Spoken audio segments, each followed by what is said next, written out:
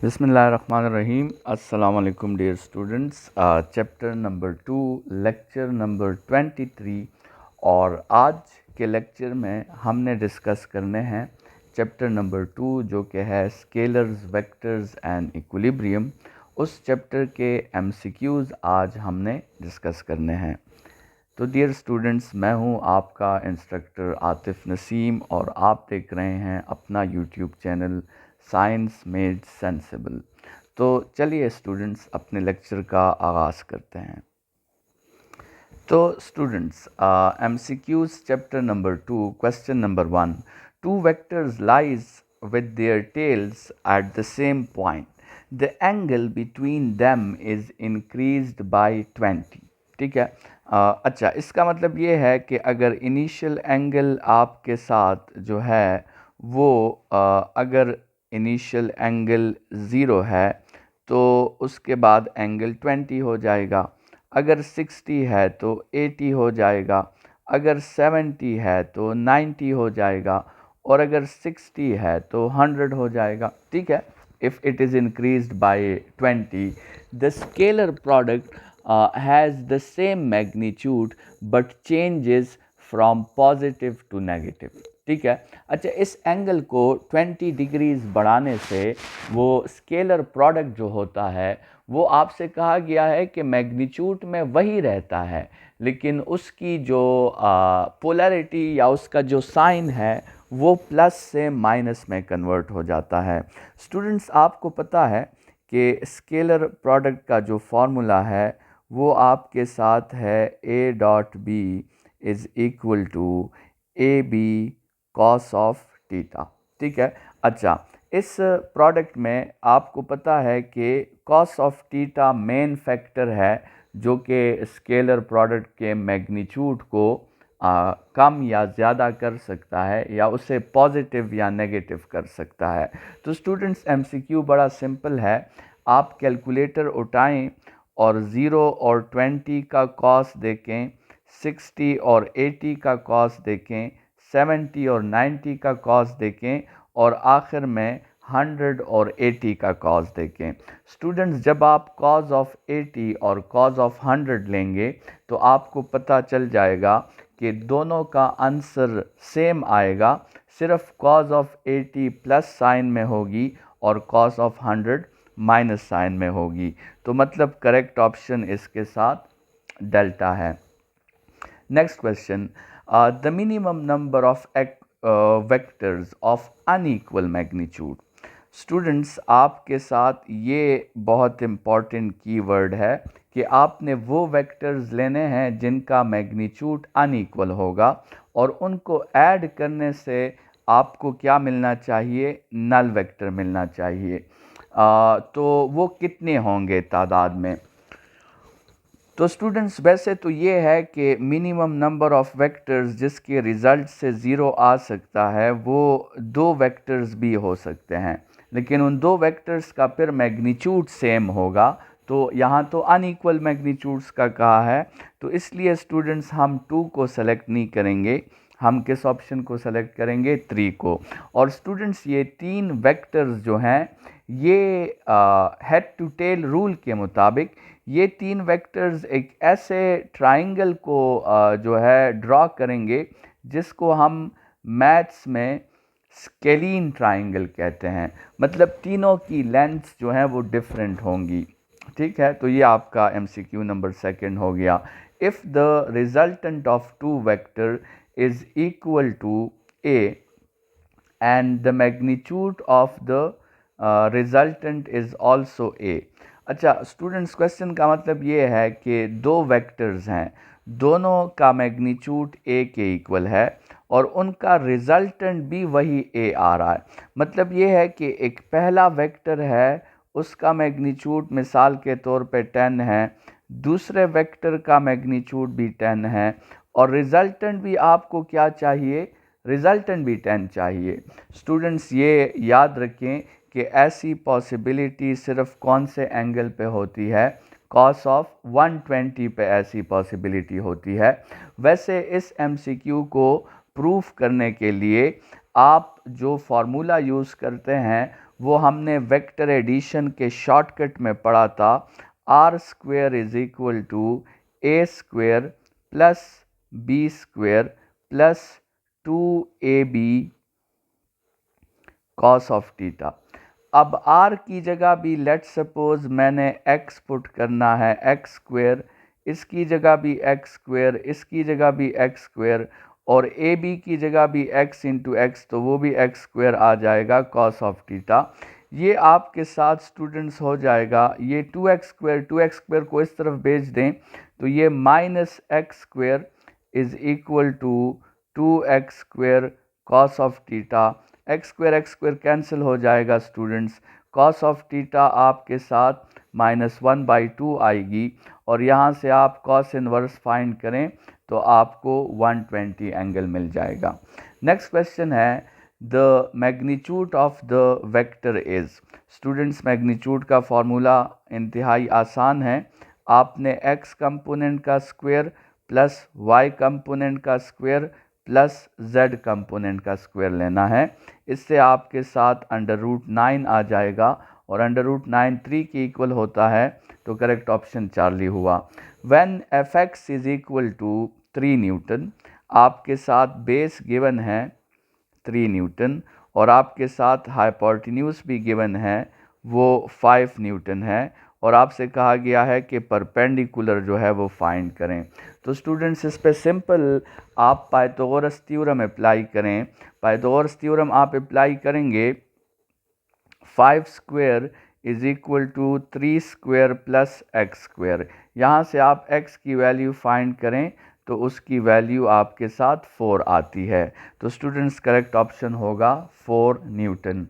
Next MCQ है कि a metre stick is supported by a knife at 50 centimeter mark. RF hands a mass of 0.40 kg and 0.60 kg from 20 centimeter and 80 centimeter.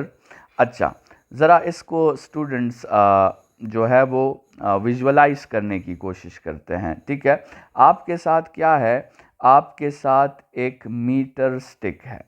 Metre stick का मतलब उसकी total length कितनी है, उसकी total length है 1 metre. ठीक है, ये एक मीटर स्टिक है, और ये बिल्कुल दरमियान में कहाँ पे, 50 सेंटीमीटर पे इसको हमने पिवट कर दिया है।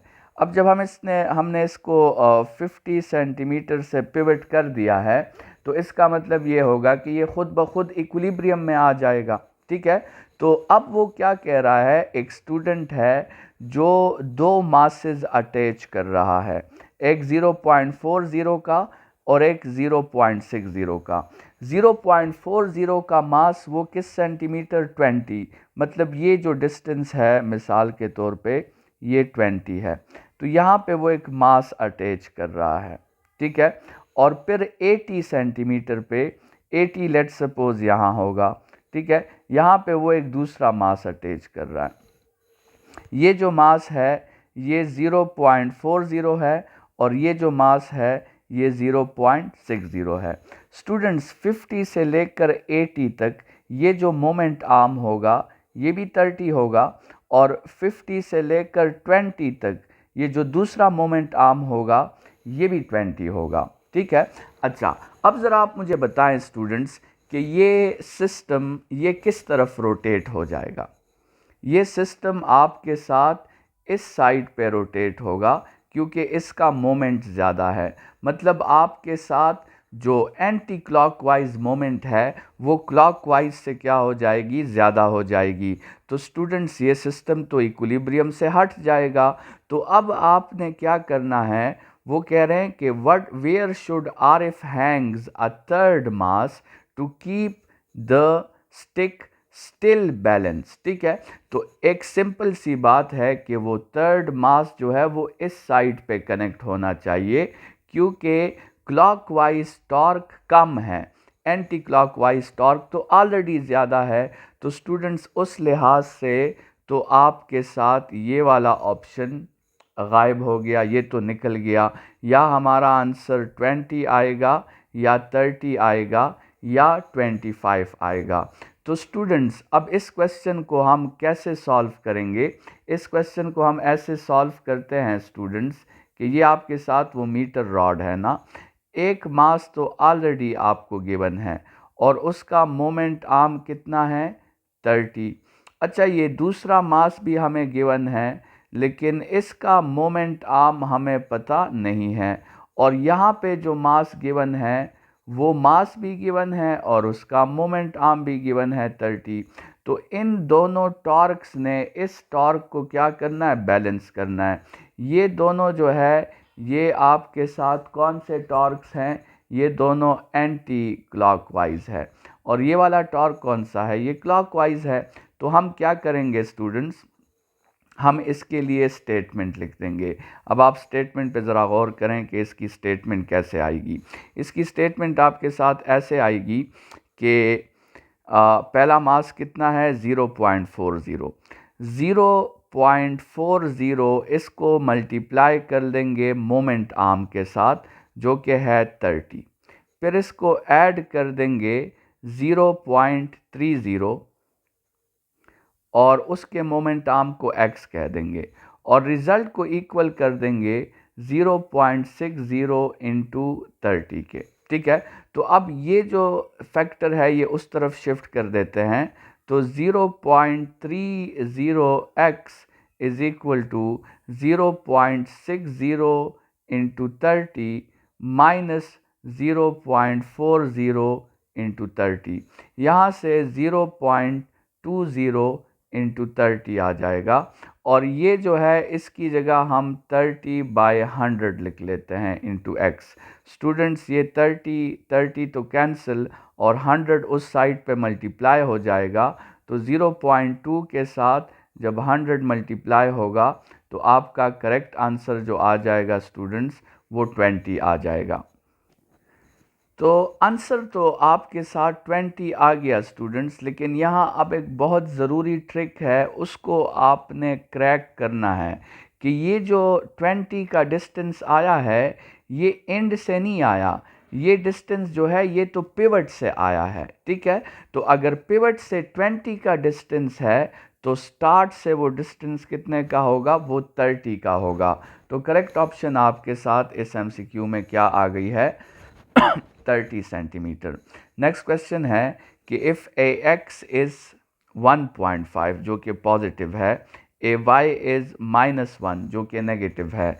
स्टूडेंट्स कौन से क्वाड्रेंट में X पॉजिटिव और Y नेगेटिव होता है? ये आपके साथ जो है कौन से क्वाड्रेंट की बात हो रही है? ये आपके साथ फोर्थ क्वाड्रेंट की बात हो रही है। तो करेक्ट ऑप्शन डेल्टा हो गया। नेक्स्ट MCQ है A क्रॉस B। अच्छा स्टूडेंट्स, ये जो A क्रॉस B है ना, अगर इसके रिज़ल्ट को हम लेट सपोज मिसाल के तौर पे C कह दें और C के बारे में आपको पता है कि C A को भी परपेंडिकुलर है और C जो है ये B को भी परपेंडिकुलर है, क्योंकि क्रॉस प्रोडक्ट का जो रिज़ल्ट होता है वो दोनों इंडिविजुअल्स को परपेंडिकुलर होता है। अब हमने स्टूडेंट्स A.C फाइंड करना है और हमें पता है कि A और C में कौन सा एंगल है? 90 का। और स्टूडेंट्स ऐसे दो वेक्टर्स जिनका एंगल 90 हो उनका डॉट प्रोडक्ट हमेशा क्या आता है? वो 0 आता है। तो एल्फ ऑप्शन करेक्ट हुआ। Two forces of magnitude 20 and 50। Students in दो फोर्सेस का सबसे मैक्सिमम आंसर जो आएगा वो 70 न्यूटन आएगा और सबसे मिनिमम आंसर जो आएगा वो 50 - 20 से 30 न्यूटन आएगा। तो स्टूडेंट्स क्वेश्चन था कि कौन सा रिज़ल्ट पॉसिबल नहीं है? तो 30 पॉसिबल है, 40 70 पॉसिबल है क्योंकि वो इस रेंज में आते हैं, लेकिन आपके साथ 20 न्यूटन पॉसिबल नहीं है। ठीक है, तो करेक्ट ऑप्शन अल्फा हुआ। If the dot product of two non zero vectors A and B is 0।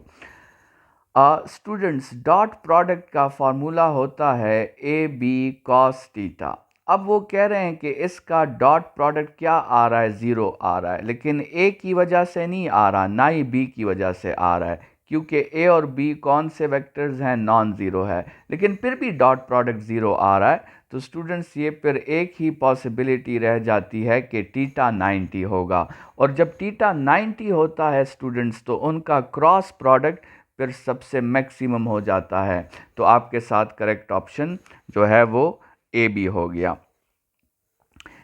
Next MCQ है आपके साथ कि the sum of magnitudes of two forces is 16 Newton.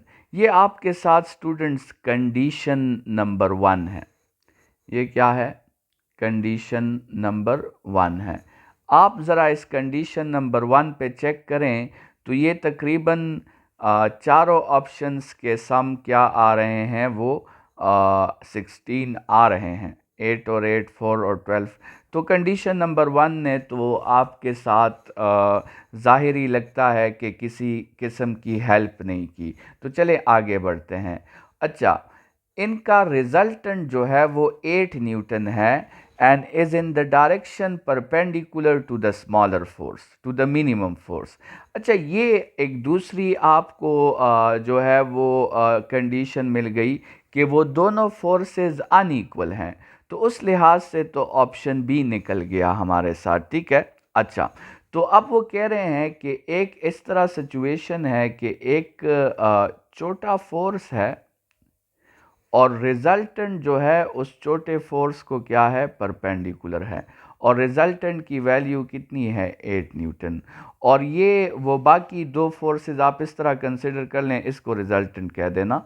तो आप कंसिडर करें कि एक फोर्स ये वाला है और दूसरा फोर्स ये वाला है। अब इन दोनों को आपने फाइंड करना है, मतलब आपने बेस को फाइंड करना है और हाइपोटेन्यूज को फाइंड करना है, ठीक है। तो स्टूडेंट सिंपली जो है आपने इस क्वेश्चन में पाइथागोरियन ट्रिपलेट्स को देखना है। पाइथागोरियन ट्रिपलेट्स ऐसे तीन वैल्यूज़ होती हैं जिस पे आपके साथ पाइथागोरस थ्योरम अप्लाई हो सकता है। और स्टूडेंट्स अगर आप देखें, इस बड़े फोर्स को 10 ले लें और इसको 6 ले लें, तो 6 स्क्वेयर प्लस 8 स्क्वेयर से 10 स्क्वेयर आता है। इसका मतलब हमारा करेक्ट ऑप्शन क्या होगा, वो अल्फ़ा होगा। स्टूडेंट्स नेक्स्ट क्वेश्चन को देखें। Find the mass of the uneven rod in the figure if the center of gravity is 14 centimetre from the end A। Students ये आपके साथ एक बॉडी है जो आपको नज़र आ रही है, और इसकी सेंटर ऑफ ग्रेविटी बिल्कुल मिड पे नहीं होगी क्योंकि ये एक अनइवन मास की डिस्ट्रीब्यूशन है। तो आपसे कहा गया है कि इसकी जो सेंटर ऑफ ग्रेविटी है वो एंड ए से 14 सेंटीमीटर पे है। तो स्टूडेंट्स पिवट से इसका कितना फासला हो जाएगा? पिवट से इसका फासला 30 माइनस 14 हो जाएगा, तो पिवट से इसका फासला 16 सेंटीमीटर हो जाएगा। और ये जो दूसरा हमने मास अटैच किया हुआ है ये किस पे है, ये 20 सेंटीमीटर पे है। तो अब इसको सॉल्व करते हैं। आपके साथ ये जो मोमेंट है स्टूडेंट्स, ये इस मोमेंट को बैलेंस करेगा। तो हम मास को x कह देते हैं और मोमेंट आर्म जो है वो आपके साथ 16 आ गया, और दूसरे साइड पे मास 80 है और 80 का मोमेंट आर्म 20 आ गया। तो अब इसको सॉल्व करते हैं, मतलब आपके साथ x की जो वैल्यू होगी वो 80 into 20 divided by 16। Students 8 2s are 16 आता है और वो इस 16 के साथ कैंसिल, तो आपके साथ 10 इंटू 10 रह जाएगा। 10 इंटू 10 से 100 आंसर आता है। तो करेक्ट ऑप्शन आपके साथ क्या हुआ, 100 ग्राम। Which of the following shows a uniform rod with its midpoint on the pivot? Two forces are acted on the rod। और आपने वो बताना है स्टूडेंट्स जो रॉड इक्विलिब्रियम में हो। इस पहली सिचुएशन को देखें, नेट फोर्स तो ज़ीरो है, लेकिन स्टूडेंट्स इस पहली सिचुएशन पे टॉर्क ज़ीरो नहीं है, क्योंकि ये टॉर्क और ये टॉर्क एक दूसरे को सपोर्ट करेंगे क्योंकि ये दोनों एंटी क्लॉकवाइज है। अच्छा स्टूडेंट्स, इस सिचुएशन को देखें, इसमें ना तो नेट फोर्स ज़ीरो है, नेट फोर्स 2F के इक्वल है, और ना ही नेट टॉर्क ज़ीरो है, नेट टॉर्क भी ज़ीरो नहीं है, क्योंकि इस पे ये वाला टॉर्क एक्ट करेगा क्लॉकवाइज और इसको बैलेंस करने के लिए कोई फोर्स नहीं है। स्टूडेंट्स, ये option delta B net force तो ज़ीरो है, लेकिन नेट टॉर्क जो है वो ज़ीरो नहीं है, क्योंकि ये भी क्लॉकवाइज है, ये भी क्लॉकवाइज है और क्लॉकवाइज को बैलेंस करने के लिए दूसरा एंगल मौजूद नहीं है। अच्छा, ये सिचुएशन देखें स्टूडेंट्स, ये दोनों फोर्सेस डाउनवर्ड है और इसको बैलेंस करने के लिए पिवट क्या अप्लाई करेगा, एक अपवर्ड फोर्स अप्लाई करेगा। तो स्टूडेंट्स, नेट फोर्स भी ज़ीरो हुआ और ज़रा ये देखें, ये है एंटी क्लॉकवाइज और ये वाला है क्लॉकवाइज, तो दोनों एक दूसरे को बैलेंस कर देंगे तो टॉर्क भी ज़ीरो हो जाएगा। तो करेक्ट ऑप्शन आपका क्या हो गया, Charlie. For which angle A dot B and A cross B का मैग्नीट्यूड इक्वल होता है। तो स्टूडेंट्स, आपको पता है कि कॉस 45 और साइन 45 से सेम आंसर आता है, तो ये 45 एंगल पे दोनों इक्वल हो जाएंगे। What is the net torque of the wheel of radius 2 centimetre. Students, ये एक व्हील है और इस व्हील का रेडियस कितना है, 2 सेंटीमीटर है। ठीक है, इस साइड पे भी ये क्या है, 2 सेंटीमीटर। अच्छा, एक फोर्स अप्लाई हो रहा है 10 न्यूटन का, दूसरा अप्लाई हो रहा है 5 न्यूटन का। अच्छा, 10 न्यूटन इस व्हील को ऐसे रोटेट कराएगा और 5 न्यूटन इस व्हील को ऐसे रोटेट कराएगा। 10 न्यूटन वाला जो है ये क्लॉकवाइज है, 5 न्यूटन वाला जो है ये एंटी क्लॉकवाइज है। अब क्लॉकवाइज टॉर्क की वैल्यू होगी 10 इंटू, ये आपके साथ लेंथ मीटर्स में है तो 10 इंटू 2 होगी तो 20 हो जाएगी। और एंटी क्लॉकवाइज जो होगी स्टूडेंट्स, ये 5 इंटू 2 हो जाएगी तो 10। तो नेट टॉर्क क्या रहेगा स्टूडेंट्स, नेट टॉर्क जो है वो 10 रहेगा, लेकिन उसकी डायरेक्शन बड़े टॉर्क की तरफ होगी, तो मतलब क्लॉकवाइज। तो 10 न्यूटन मीटर क्लॉकवाइज, जो कि आपके साथ चार्ली ऑप्शन में मौजूद है। तो स्टूडेंट्स, ये आपके साथ जो है एमसीक्यूज़ हो गए हैं chapter number 2 vectors, scalars and equilibrium के। नेक्स्ट लेक्चर में हम इंशाल्लाह इस चैप्टर के न्यूमेरिकल्स डिस्कस करेंगे। तब तक के लिए अपना ख्याल रखिएगा। थैंक यू स्टूडेंट्स, खुदा हाफिज़।